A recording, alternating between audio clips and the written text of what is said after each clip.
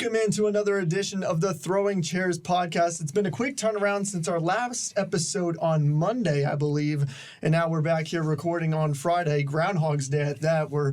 Spring is right around the corner, ladies and gentlemen. But without further ado, I'm your host, Hayden Smith, joined alongside the Hoosier Network's finest, Audrey Marr and Thomas Montalbano. And joining us today is going to be William McDermott. Derm, appreciate you joining the podcast today. Yeah, thanks for having me on, guys. Really appreciate it. Always here and down to talk some basketball, especially when it comes to Indiana. Yeah, we definitely have a lot to talk about today, but we're going to start this episode like we do every episode of the Throwing Chairs podcast. Derm, we're throwing you in on the deep end here.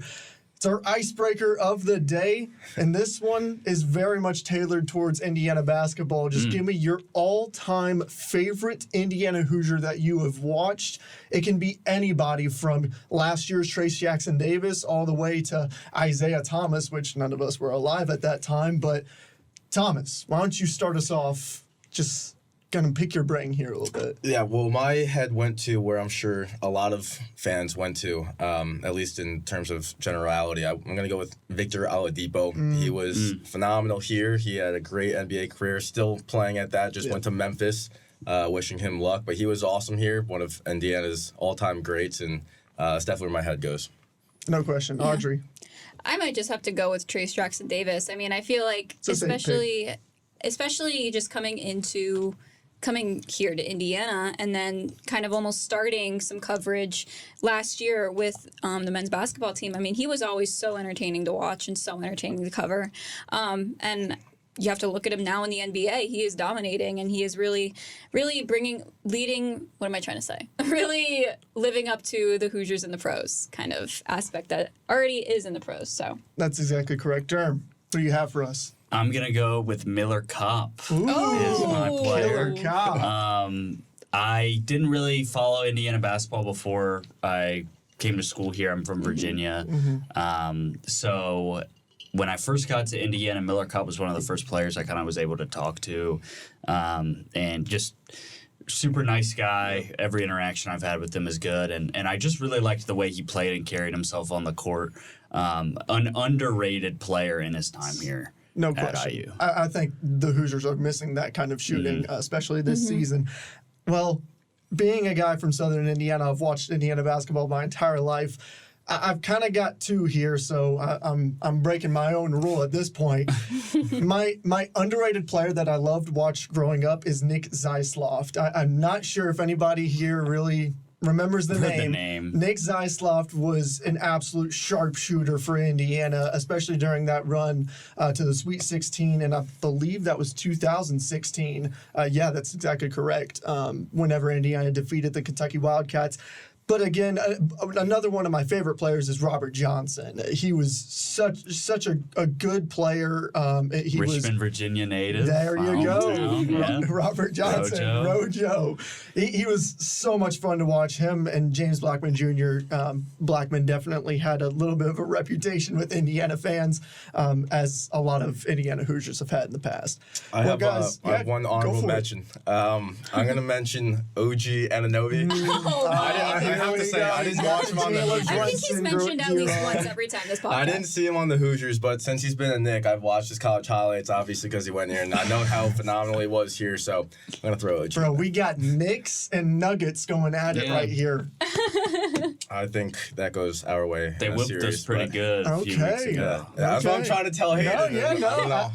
I'm not going to say the Knicks aren't a great team right now. They're contenders. We'll see what happens whenever see what happens. We should get off topic before this becomes a Knicks podcast. That's exactly correct. Indiana had a very eventful game on Tuesday, I believe that was, against the Iowa Hawkeyes, and ended up winning that one 74-68. But guys, the win kind of came at a price. There were injuries up and down the roster. Two most notable to Malik, Reneau, and Xavier Johnson, who exited the game. And then Kel'el kind of showed discomfort throughout the game. Again, he was just coming back from 2 games off of an injury, and he just showed that discomfort throughout the game. Just want to get y'all's initial takeaways from that game against the Hawkeyes. Audrey, we'll start with you. I definitely think it was a good bounce-back game for Indiana, and they needed it. But it wasn't the game that they were expecting. And I think Ware definitely wasn't expected to be playing that many minutes, but it's 2.5 minutes into the game, and then Malik Reneau goes down, who's almost their best player on the team. So, of course, Ware was going to have to step up. And didn't he say in today's presser that he... What did he say exactly? Kel'el, he went from like 0 to 100 really quick. Yeah, so it was like that, and I think he needed it, especially. I know they were talking about in the post-game presser that it really brought him down having those injuries. So I think especially with Ware having that time, it helped the team. And then also having those next guys step up, like Anthony Leal. I know we'll get into him in a minute, but they got through the times that they really needed to get through, especially down 2 star players. Thomas. Yeah, well, Audrey said it. They didn't expect that kind of game, and by that, I'm touching on the injuries. No one can expect that, but I do think a lot of people expected it to be close, and that's exactly what it was throughout. It always is against Iowa. Yeah. Right, and Indiana did get up by 17, but you knew that was not going to be the end of the game, especially looking throughout this entire season.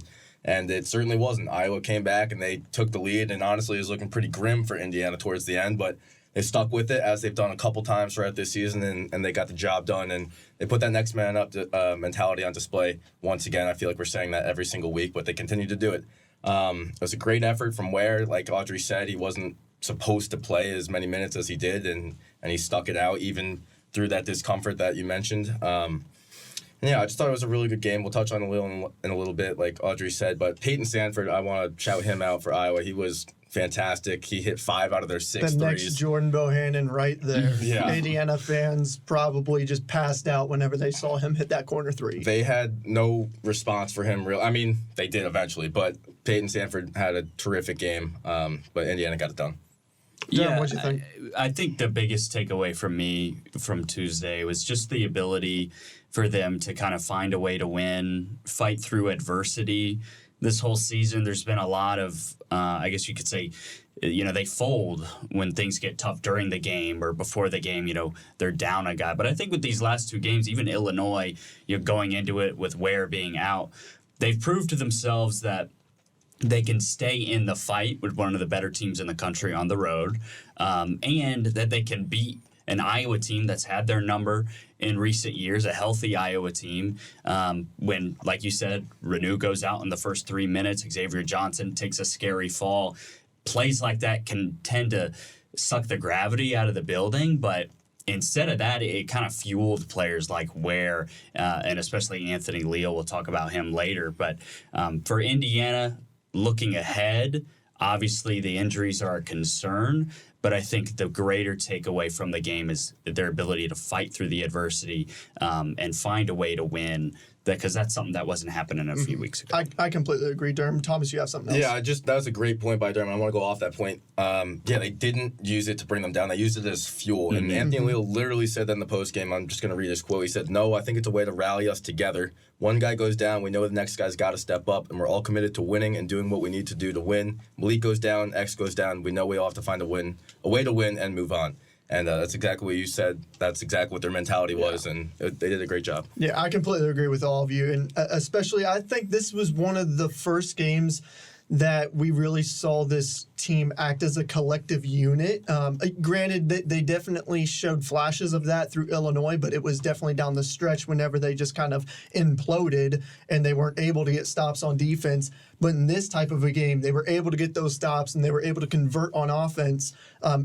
It really just looked like the chemistry had finally clicked at a certain point, and there was somebody out there, I don't know who, it very well could be Anthony Leal, that was out on the floor and took leadership of the entire team, gathered them all together, and everybody just kind of got a lot more comfortable with each other out there on the floor, because it's exactly like what Mike Whitson has said, and I completely agree with him. This is an Indiana team that really hasn't been fully healthy all season. I mean, yes, Ja'Kai Newton has been out all season, but again, he's a freshman guard. There's definitely some areas that he could, for certain, help Indiana, but then there's other guys. Obviously, X goes down, and then they've had other injuries up and down the roster. So it's been really testing for Indiana throughout this season. But really, coming up next, Indiana will play Penn State on Saturday. What really is going to happen now with both of these players being injured, we are unsure of how long they could be out or if they could be out at all. But it certainly looks more and more likely that this might be a longer-term thing with X and Malik. So, guys, really, what happens now with these two guys seemingly looking like they're going to miss some time? I think it's like Mike Woodson pretty much has said every week in and week out, it's next man up. And that should be the team's slogan it at this really point. is at this point the team The slogan. Indiana Hoosiers. Getting over the hump. Yeah, and I Next man think up. Anthony Leal is going to get a much bigger role in Yes. this. He's been mentioned even just day in and day out, again, of his leadership, and I think that it's going to be much, much needed, especially with X's second injury. And I think he knows when it's time to bring the spark and to be that next man up. And I know a lot of people were calling it the Anthony Leal game, but I mean, I was. you could say that, but I think it's good that he's getting that recognition. And it's good to mention his success in the game, but he also is Mr. Indiana basketball for a reason. And I think now, especially with this injury, he's going to have more and more success, and I think it's going to be seen in the long run with his most likely increased minutes. I'm really not going to add too much to that at all. To answer the question, what happens next? Like Audrey said, I think it's really simple. It's really nothing new. They've dealt with injuries throughout the entire season. It's next man up, and I don't mean to be too repetitive by saying that, but it's the truth. There's not much else they can do. Cups is going to have to step up. Leal is going to have to continue his strong play. Sparks is going to have to fill in for Reneau and Ware. Even though he's dealing with, I'm sure he's still dealing with something. And he's going to have to continue playing. It's all they can do is just fill in for their missing teammates and continue their strong play. And I don't know. Hopefully they continue to get wins. Yeah, I mean, for Indiana, it's kind of been this way for most of the year, like you said, Hayden, with, X missing the extended period of time, Gabe Cupps having to come in. And, he did some things well, but I think, he still weighs away from the player he needs to be in order for this team to be successful from a guard perspective. I think the loss of either Ware or Reneau, I don't think it hurts as much as people are saying it will. Yes, those are the two best players Indiana has. But I think we saw this in the Iowa game. As a collective on the offensive end of the court, things kind of flowed a lot better rather than having the two big guys in the post. Yeah. And I think without Reneau in there kind of clogging the lane, and, he can kind of be a black hole when he gets the ball on the block and gets triple teamed. He causes some turnovers where, because of that, was really able to just roam around underneath the basket.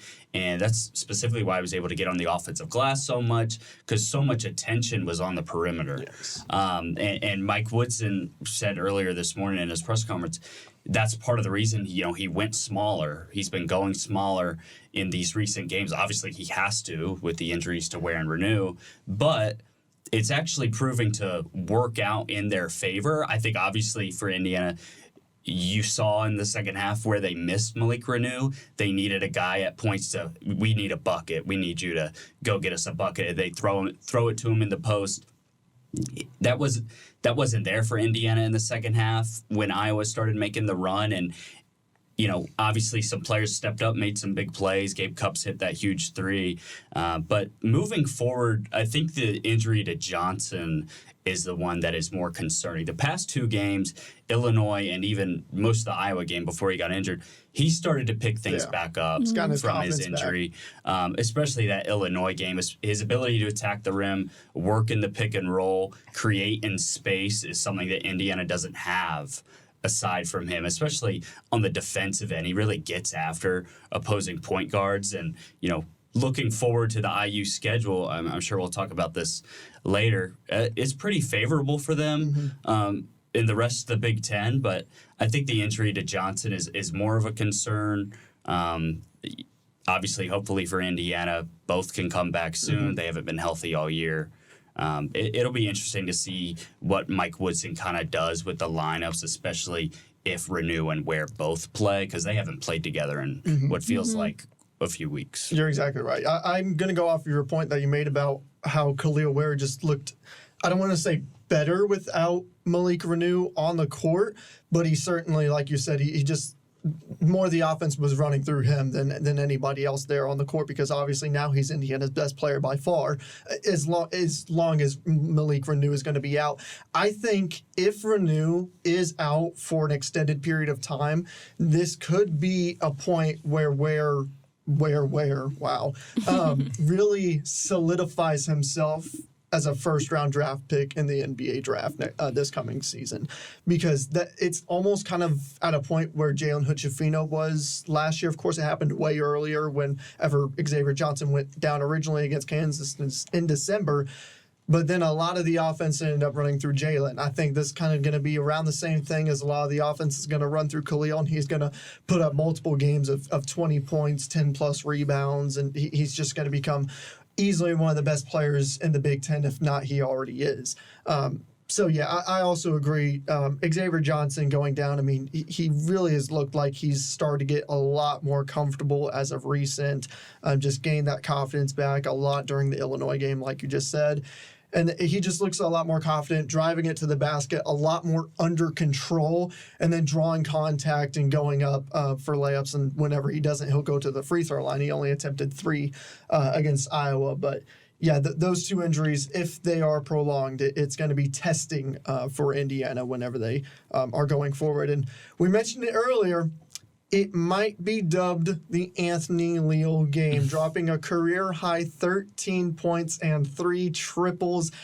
Guys, just watching Indiana basketball as long as I have, and as long as Anthony Leal has been an Indiana Hoosier, it nearly brought tears to my eyes to see this man playing as well as he did and having fun on the court while doing so. There was just so many times where you could see him just laughing on the court, smiling, just having a good time.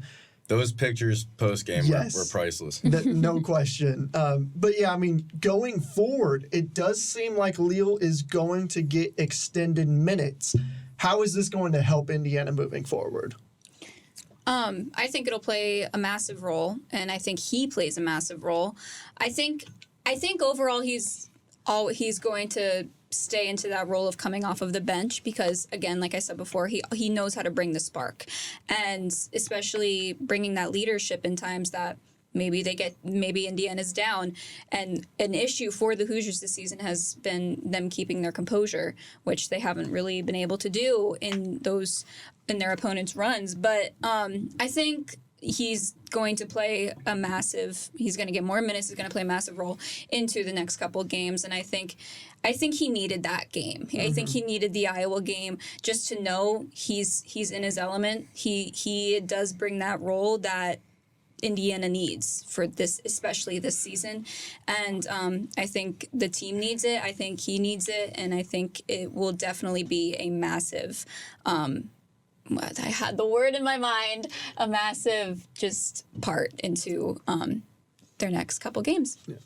Yeah, that was 100% the Anthony Leal game. I don't know if we even officially said his stats, but 13 points, 7 rebounds, 3 threes, career high. 100% that's the Anthony Leal game. But ignoring the stats, we talked about him being a leader earlier in this episode. He was 100%. Forget on the court, off the court. With a minute or 2 left, he said in the post-game press conference that he huddled the group together, and he told them they were in the same exact spot days earlier against Illinois, and they need to come together to figure out how to win. And obviously they didn't. It's so much different having, I don't mean to cut you off. No. It's so much different having a guy that is a leader like Anthony Leal on the court with the team contributing than on the bench and just kind of contributing during timeouts, right. Which that's huge for Leal to be on the court with those guys leading them. Right, and so, yeah, that's a great point because he's presumably been saying stuff like this throughout the entire season. Exactly. Like, we know he's been doing that. This time he got to be on the court and leading the charge, and it was so great to see and good for him and good for the team. And, yeah, he will be a big part going forward, I think especially with Xavier Johnson out. And, yeah, I think it's pretty exciting. I think for Leal, and you kind of alluded to this, Thomas, his ability to point things out on the floor, he's almost actively coaching when he's out there. And you constantly see him talking to his teammates, explaining things to his teammates. And that's what you really expect from your seniors. And that's something that has kind of been missing from this year's team. When you lose the senior production that you did last year in Trace Jackson-Davis, Race Thompson, Miller Kopp, that's a lot of experience. There's a lot of Big Ten games. It's also high IQ basketball players. Obviously, Kopp and Race, not necessarily the talent level of Trace, but they were able to see the game in their own way and point things out to their teammates and almost lead by example on the floor. Trey Galloway is kind of a quiet leader. Same with Xavier Johnson. And, Malik Reneau has been more talkative and more vocal this season, but he's just a sophomore and really just in his first full season getting big-time minutes in the Big Ten. He averages like 15 minutes a game last year as a true freshman. But for Leal, I think Mike Woodson has kind of said to himself, he looked at it earlier in the year. CJ Gunn was ahead of Leal on the depth chart, as he was last year. There's upside, right? Okay, athleticism. Gunn clearly has the edge. He's younger. This guy's going to be around in the program longer. I think with Leal, it was one of those things like you kind of put the toy on the shelf and forget about it. And then all of a sudden, when you need it again, or you think of something that reminds you of it, you get it, and then you kind of forget why you even put it up there to begin with. I don't know if that analogy... No, that was perfect. That was well explained. Explained that well. And with Leal, obviously, the upside, I don't think is higher than CJ Gunn. But what Leal does is he will help you win basketball games. Yeah. And at this point in the season... not that Mike Woodson's job is on the line, but for Mike Woodson to have a successful season and to finish this season out in the correct way, Anthony Leal has to be getting minutes. I think I tweeted this out. I think he should be getting 17-plus minutes a game. His shot-making ability, no one else on the roster has the capability to go 3 for 4 from deep that we've seen this season. I know Reneau had a game where he hit 4, but that was kind of an anomaly. And Leal, he's going to get scored on a few times defensively. You could see Iowa, especially Tony Perkins, was kind of hunting for that matchup late in the game, and he got him good a few times on the drives. But you definitely have a drop off in the athleticism and everything like that. But what he does is he's going to rebound. He's going to play hard. He's got a high IQ, and he can shoot the heck out of the ball. So I think Anthony Leal game. I think we'll see a lot from him moving forward, getting minutes off the bench. Yeah, I agree. And I think not only does Leal play a massive role coming off of the bench, but I think he also plays a massive role into Trey Galloway's success. I think him and Leal are a 1-2 punch. And you saw, I think Anthony Leal is going to really, really increase Indiana's guard play. And I think it's needed because, him and Trey Galloway, I think they're best friends off the court. I think they honestly are. I don't know Let's go ask him. We'll go and ask him. But I really do think he's going to play a massive role into Trey Galloway. And I think Indiana's going to see Trey Galloway step up. And you saw it in the pictures that were posted post-game, like Trey Galloway was screaming in Leal's face and whenever he got a three-pointer, I think it was. Yep. So I think having Leal either come off the bench or possibly be a starter, which I don't see happening. I think either way, Indiana's guard play is going to definitely increase and be a lot better. Indiana's 13-8 right now with, I believe, only 10 games left in the season. Guys, right now Indiana is certainly from they're not even on the outside looking in. They're at the parking lot looking at the party from across the street right now at the big dance. It's a possibility right now that they could still make it, but it is certainly a long shot. They are 72nd in RPI, 89th in KenPom, and 93rd in the net. Guys, is there even a path that you can see in your eyes that Indiana can still make the national tournament? Thomas?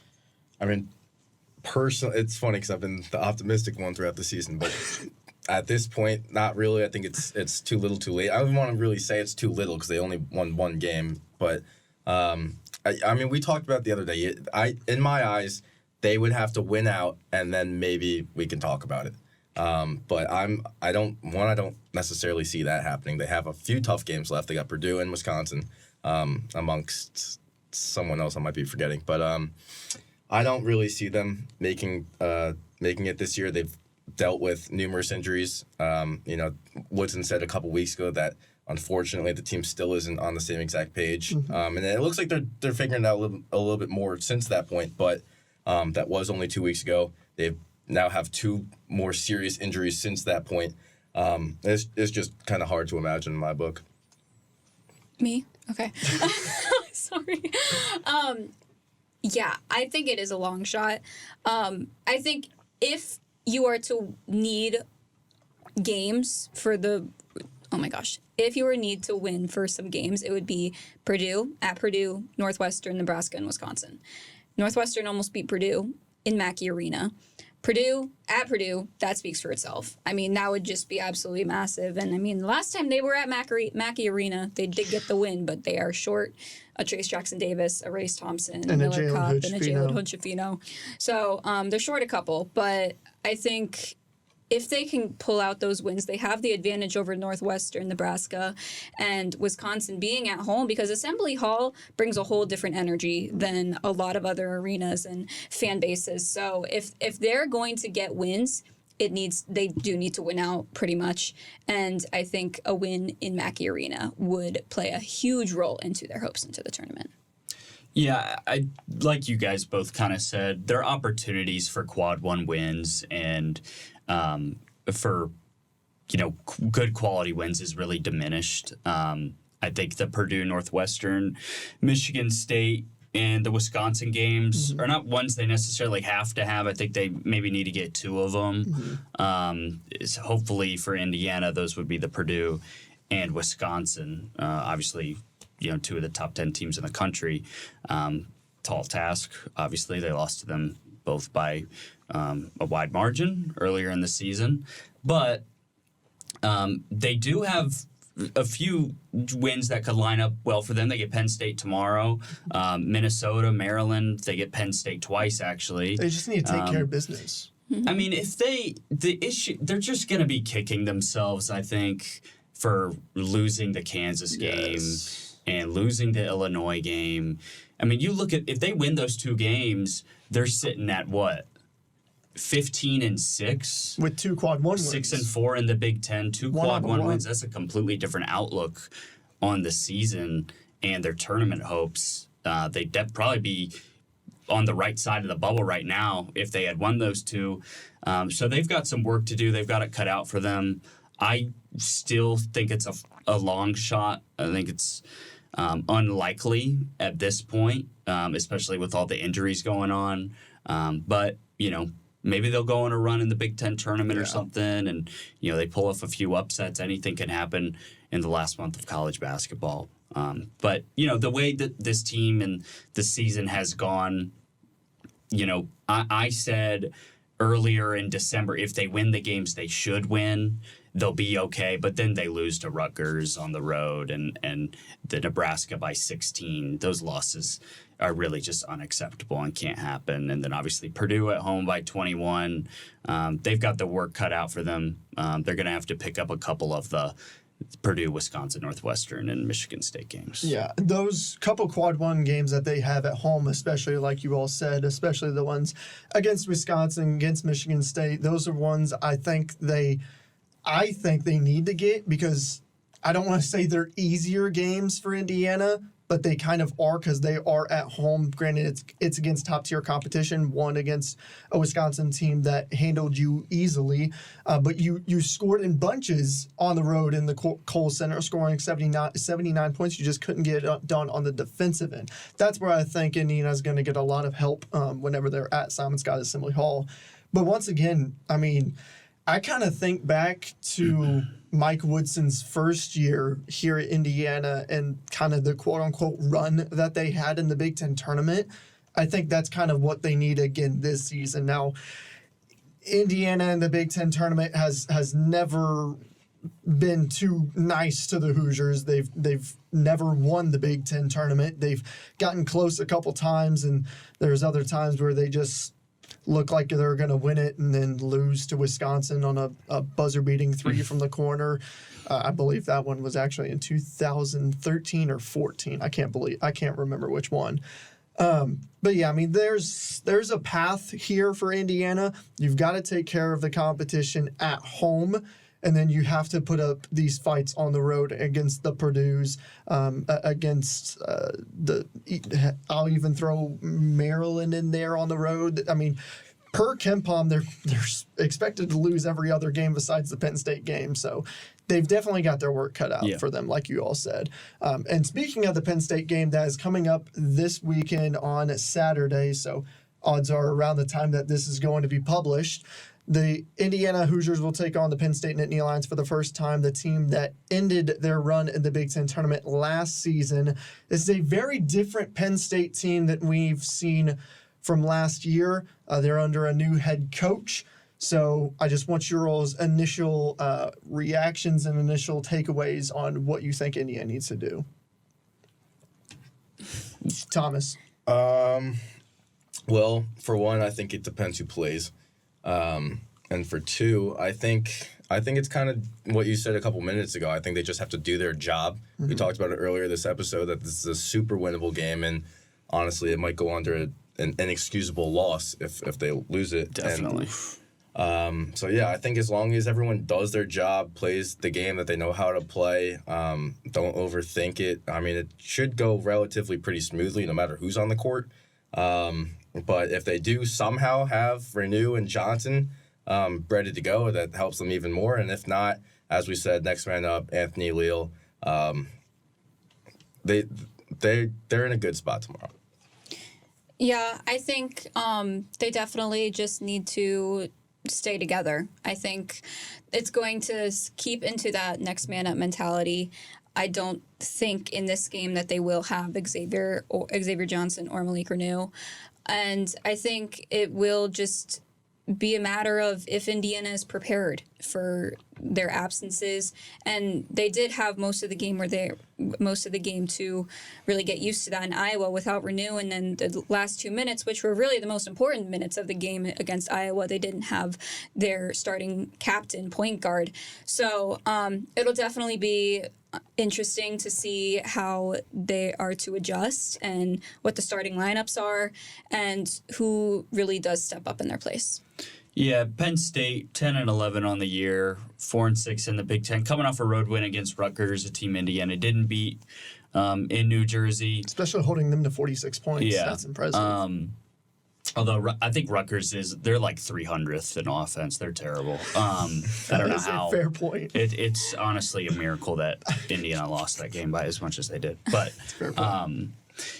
they might be without their best player, Kanye Clary. He's averaging almost like 20 points a game in Big Ten play. He didn't play against Rutgers. He's kind of day-to-day right now. It's a new Penn State team, completely different than the Micah Shrewsbury teams from the past 2 years that just, run and gun. We're going to shoot the ball. We're going to shoot 35 threes a game. Indiana really struggled with that style of play. This is definitely a more slower, methodical Penn State team. They get after you defensively. Indiana's going to have to take care of the ball, and that's what concerns me the most for IU, especially if Johnson is out. You kind of throw in the freshman Gabe Cupps into the fire there. They're going to need Galloway to do a lot of primary ball handling. But only 3 Penn State players were on last year's roster. It's a completely new program over there.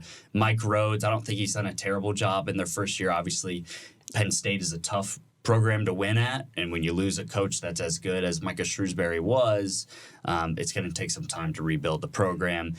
Nevertheless, if Xavier Johnson and Malik Reneau still don't play, which Reneau I could see happening, I don't think Johnson will. If they don't play, Indiana should still win. And like you said, Thomas, it's borderline inexcusable loss. This is by far, Penn State, by far the worst in the metrics in the Big Ten, much worse than Indiana on paper. Hoosiers at home, coming off a big win against Iowa. It's going to be one that they're going to have. I completely agree. Indiana's they're going to need a lot from some of these other guys, like we've said, once again, it's next man up mentality if Reneau and Johnson are out.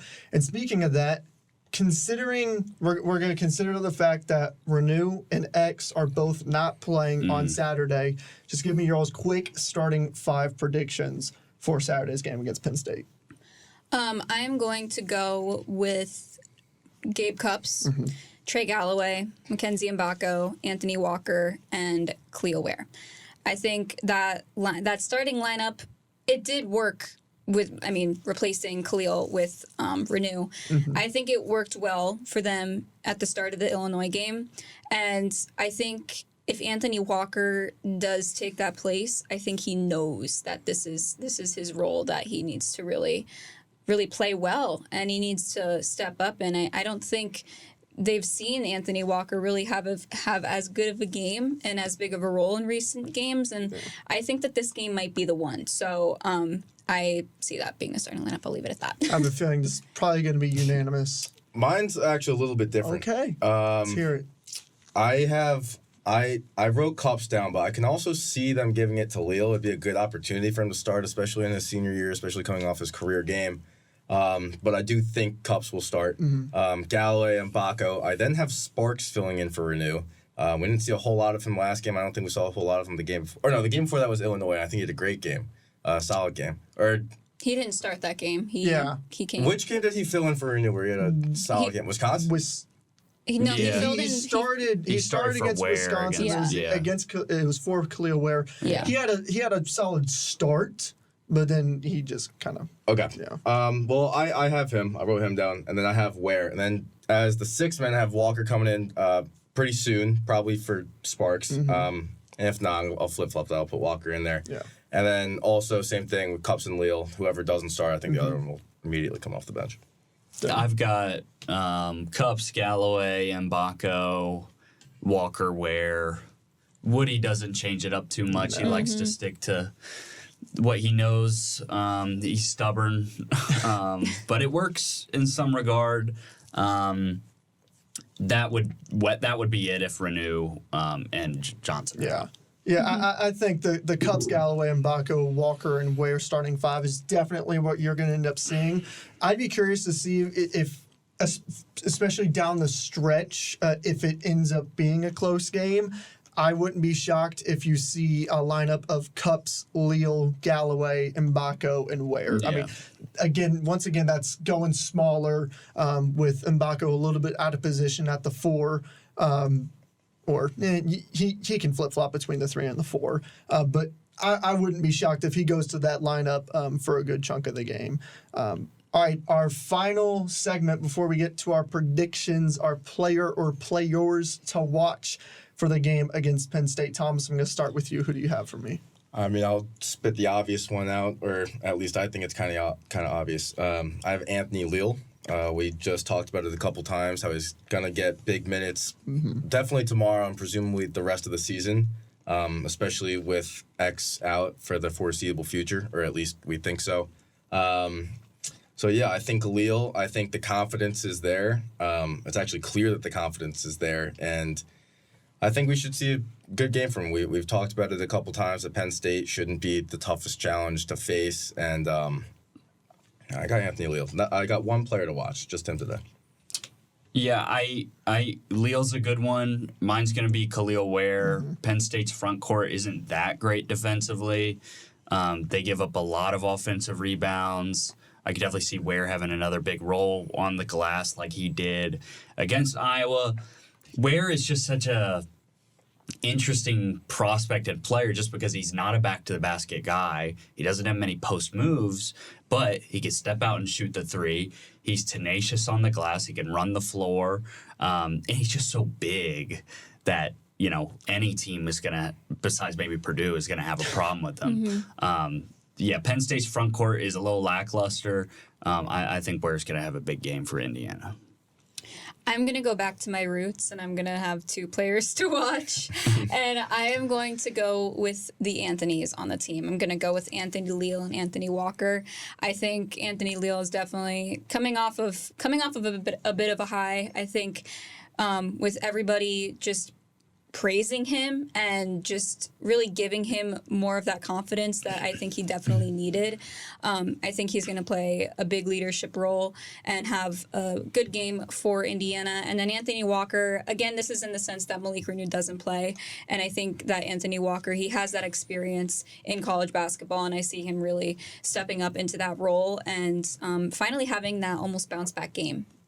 Yeah, I'm right there with you, Derm. I'm going to go with Kel'el, where I think the offense is going to almost solely run through him whenever he's on the court. They're going to feed him as much as they can down low, and you made a great point with Penn State's front court just not really being up to the standard that Kel'el Ware is at this current point in time. I think he's going to have a monster game, and he's going to end up leading Indiana to victory. And speaking of victory, we're going to go to our predictions. I can only imagine we're going to be unanimous. I'd honestly be proud of you all if you all picked Penn State.